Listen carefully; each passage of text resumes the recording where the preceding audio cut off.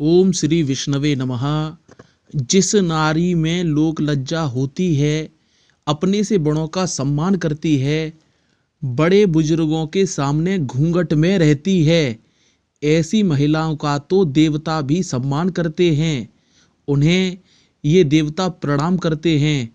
स्वयं माता लक्ष्मी, माता पार्वती ऐसी महिलाओं की ख्याति अपने मुख से, अपने श्री मुख से उच्चारित करती हैं। तो लज्जाशीलता का गुण होने से इनकी पूजा पाठ ईश्वर भी स्वीकार करते हैं, जल्दी स्वीकार करते हैं। बल्कि ये केवल ईश्वर को प्रणाम ही क्यों ना कर ले, वह प्रणाम भी ईश्वर को पूर्ण रूप से स्वीकार होता है।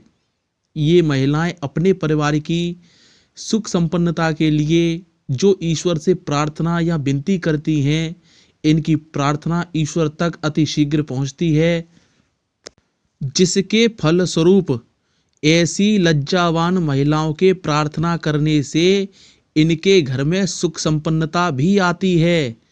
और यदि परिवार के किसी सदस्य के जीवन में कोई घटना यदि घटने वाली होती है, तो इन नारियों की प्रार्थना की वजह से ये घटना बहुत हद तक टल जाती है।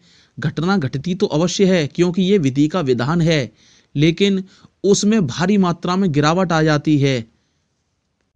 ऐसी महिलाएं अपने इस लज्जाशीलता के गुण के प्रभाव के कारण सदैव शुभ लक्षणों से युक्त दिव्य संतान की प्राप्ति भी होती है। ऐसी संतान समाज में अपनी ख्याति को प्रसिद्ध करती है। ऐसी संतानें हमेशा धर्म का अनुसरण करती हैं, नीतिपूर्ण कार्य करती हैं, सत्य के पथ का अनुसरण करती हैं और असत्य के पथ को सर्वथा छोड़ती हैं। ईश्वर को पूजने वाली होती है, जिसके प्रभाव से ऐसी महिलाओं का इहलोक और परलोक दोनों सुधर जाते हैं। ऐसी संतानें अपने पूर्वजों का भी उद्धार करती हैं। लेकिन उसके साथ ही यदि ऐसी महिलाओं को कोई कष्ट पहुंचाता है या कष्ट पहुंचाने के बारे में तनिक भी सोचता है, ऐसे व्यक्ति या ऐसी महिला को अधिक कष्टों का सामना करना पड़ सकता है। इसलिए जो महिलाएं लज्जाशीलता के गुण को धारण करती हैं, ऐसी महिलाओं का सदैव सम्मान करना चाहिए। ऐसी महिलाएं अपने पति का सम्मान भी करती हैं, उनके शुभ कार्यों में और मांगलिक कार्यों में साथ भी देती हैं। अपने पति की जो भी आमदनी होती है, उसी आमदनी में वो अपना कार्य चला लेती हैं। परिणाम स्वरूप ऐसी महिलाएं जो लज्जाशील होती हैं, अपने इन सत्कर्मों की वजह से अपने जीवन में अत्यधिक पुण्यों को अर्जित कर लेती हैं। एक विशेष बात और मैं आपको बता दूं, लज्जाशीलता के अंतर्गत ऐसे सभी कार्य आते हैं जो शास्त्र सम्मत हैं, जो सामाजिक दृष्टिकोण से सही हैं। क्योंकि एक एक गुण के बारे में बताना संभव नहीं होगा, आप स्वयं भी इनके आधार पर इन गुणों को समझ सकते हैं। और इसके ठीक विपरीत जो महिलाएं लज्जा को त्याग चुकी हैं, लज्जाशीलता का गुण बिल्कुल भी जिन महिलाओं में नहीं होता, बुजुर्गों का अनादर करती हैं, उनका सम्मान नहीं करती, घूंघट भी नहीं करती, ऐसी नारियों का जीवन बाद में अत्यधिक कष्टप्रद हो सकता है। साथ ही ऐसी महिलाएं अपने पति का अनादर भी करती हैं, किसी भी शुभ कार्य में अपने पति के हाथ भी नहीं बटाती और उनकी अवहेलना भी करती हैं और अपने पति की आमदनी से अधिक उनसे धन की मांग करती हैं। तो निर्लज्जता के अंतर्गत ऐसे सभी कार्य आते हैं जो सामाजिक दृष्टिकोण से उचित नहीं हैं, शास्त्र सम्मत भी नहीं हैं, सभी प्रकार से वो अनुचित हैं। ऐसे सभी कार्य निर्लज्जता के अंतर्गत आते हैं। सभी गुणों का वर्णन करना कठिन हो सकता है, इसलिए मैंने महत्वपूर्ण विषयों के बारे में चर्चा की है। आप स्वयं समझदार हैं, स्वयं उसका अनुमान लगा सकते हैं। ये सृष्टि का विधान है, जैसा हम करते हैं वैसा अवश्य हमें उसकी भरपाई करनी पड़ती है।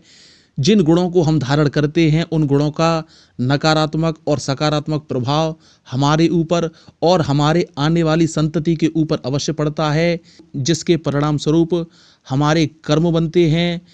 कर्म बनने से हमारे पुण्य और पापों में वृद्धि होती है।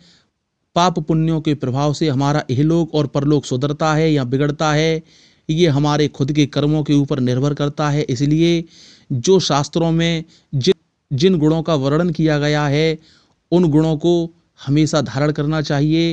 इस गुणों की श्रेणी में क्रोध भी आता है, दया भी आती है और निर्दयता भी आती है, घृणा भी आती है, नफरत भी आती है, बहादुरी भी आती है, साहस भी आता है, सब कुछ आता है। तो फिर इन गुणों को हम धारण क्यों करें?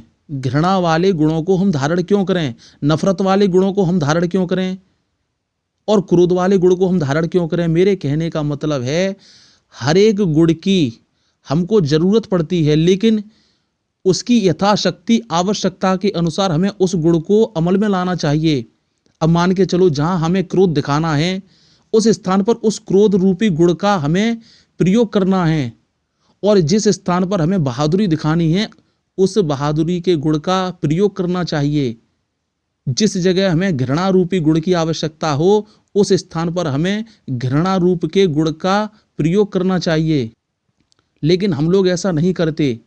जिस स्थान पर हमें दया दिखानी चाहिए, दया गुण की आवश्यकता होती है, उस स्थान पर हम नफरत रूपी गुण का प्रयोग करते हैं। जिस स्थान पर हमें विनम्रता के गुण की आवश्यकता होती है उस स्थान पर हम साहस और बहादुरी के गुण का प्रयोग कर बैठते हैं। जिस स्थान पर हमें मानवता के गुण की आवश्यकता होती है उस स्थान पर हम क्रूरता के गुण का प्रदर्शन करते हैं। इसलिए जिस स्थान पर जैसे गुण की आवश्यकता हो उसी गुण का प्रयोग हमें करना चाहिए।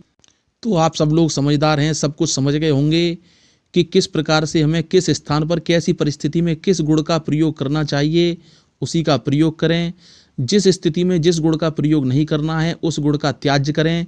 इससे आपका जीवन सरल और सुखमय हो सकता है। इसलिए जय माँ भगवती, जय माँ कामाख्या। चैनल को सब्सक्राइब कीजिए, वीडियो शेयर कीजिए। ऐसे वीडियो आपको हमेशा मिलते रहेंगे। जय माँ भगवती।